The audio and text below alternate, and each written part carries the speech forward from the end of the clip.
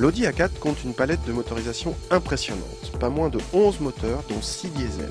C'est la version Dolly TDI 170 chevaux que nous essayons ici. Elle a la particularité d'être associée à un stop and start et un système de récupération d'énergie au freinage, ce qui fait baisser sa consommation et limite ses rejets de CO2 à 134 grammes par kilomètre.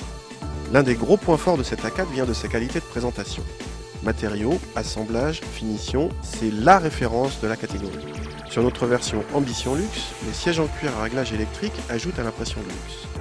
La commande par molette du GPS et de toutes les fonctions multimédia est intuitive et ergonomique, là encore, une référence. Le Dolly TDI donne à cette A4 des performances tout à fait satisfaisantes. Il se montre souple, discret et accepte de monter dans les tours sans problème.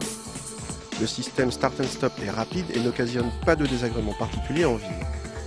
La boîte mécanique à 6 rapports est très agréable et la voiture se montre dynamique dans son ensemble. Le plaisir de conduite est bien présent. À l'arrière, les passagers ne sont pas les mieux lotis de la catégorie, loin de là, mais ils disposent d'un espace dans la moyenne pour une familiale. Le passager central n'est pas à la fête à cause d'une assise trop dure et d'un tunnel de servitude encombrant pour les jambes. A noter que sur l'Ambition Luxe, la climatisation est un réglage séparé pour l'arrière. Quel luxe! Le coffre de l'A4 se situe dans la petite moyenne de la catégorie, avec 455 décimètres cubes de volume. Il se distingue dans le mauvais sens par un seuil de chargement trop haut. En revanche, il bénéficie d'un traitement à l'image de la voiture en termes de finition.